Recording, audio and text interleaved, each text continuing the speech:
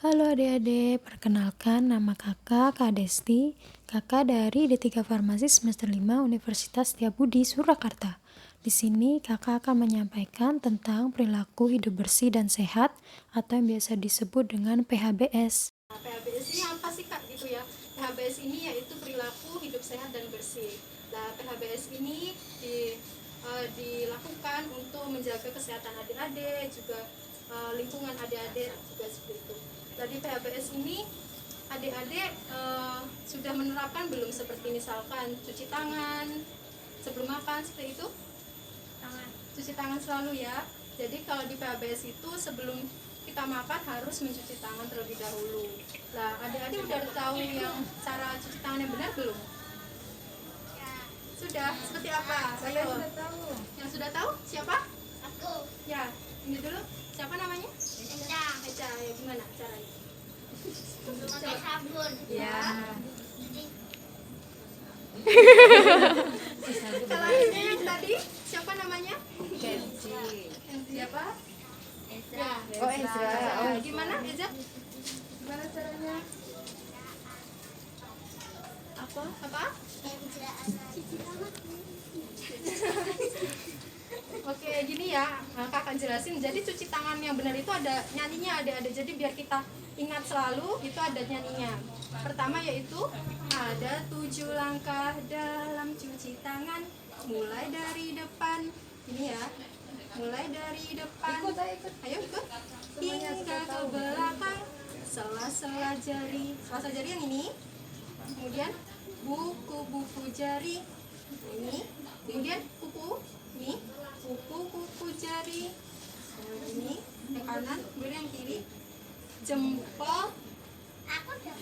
Nah, ya kan? Pergelangan. Jadi ada 7 caranya. Jadi kita masukin dulu ya sabun, dibasahin dulu tangannya dengan air yang mengalir, kemudian dengan sabun.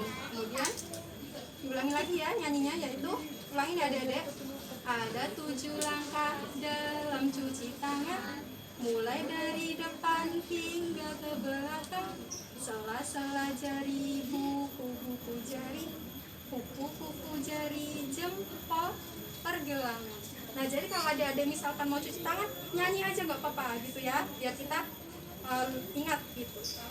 Kemudian kalau misalkan ini adik-adik udah sekolah di sekolahan atau belum? Aku sudah. Sekolahku belum. Oh, belum. Kalau di sekolah itu ada jajanan yang di depan sekolah itu Sudah. ada. Adik-adik juga suka beli. Di kantin tapi di rumah nggak boleh. Oh, nggak boleh. Oh, ya, kalau misalkan di rumah gitu ya kan biasanya bosen nih ada tukang somai lewat. Nah, langsung beli gitu kan. Nah, kalau adik-adik beli itu secara terus-menerus kan jadi nggak sehat gitu ya. Nah, jadi lebih baik adik-adik itu bikin sendiri di rumah sama ibu atau sama kakaknya gitu ya. Nah, kemudian kalau makan, nah makan ini juga gizinya harus seimbang adik-adik. Jadi ada karbohidrat. Nah, yang pertama itu karbohidrat. Karbohidrat itu misalkan kayak nasi, roti gitu ya, mie gitu. Kemudian ada lagi, yaitu yang kedua yaitu sayur. Nah, sayur ini adik-adik juga harus makan nih. Misalkan nggak suka sayur aku Kak gitu. Nah, itu harus makan. Kalau misalkan nggak suka kan biasanya ada yang kapsul yang vegetable itu ya, lah itu bisa. Kemudian yang ketiga itu protein. Protein ini ada protein nabati dan juga hewani. Itu misalkan seperti tempe, tahu gitu ya. Kemudian daging sapi, daging ayam seperti itu.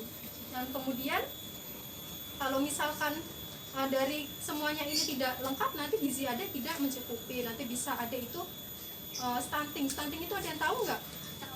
Apa? Sakit. Gimana? Sakit. Sakit. Nah, stunting itu kondisi tubuh anak yang kecil. Ciri-cirinya itu kecil dari teman sebayanya, lebih pendek dari teman sebayanya. Kemudian lemas. Nah, misalnya murung terus kayak gitu. Nah, itu ciri-ciri dari stunting. Jadi adik-adik itu harus gizinya harus seimbang ya. Jadi biar bisa beraktivitas secara sehari-hari. Lalu kemudian juga adik-adik di sini harus sering berolahraga, olahraga ringan. Misalnya misal bisa melihat YouTube tentang senam untuk anak-anak gitu ya, karena sekarang kan belum ada pelajaran olahraga ya di sekolah ya. Nah itu bisa, kemudian juga bisa membantu ibu misalkan nyapu halaman atau apa, membersihkan rumah, seperti itu juga bisa. Nah dari kegiatan-kegiatan itu maka adik-adik bisa menciptakan lingkungan yang bersih dan juga kondisi adik menjadi sehat. Seperti itu. Dari kakak mungkin ada pertanyaan dari adik-adik?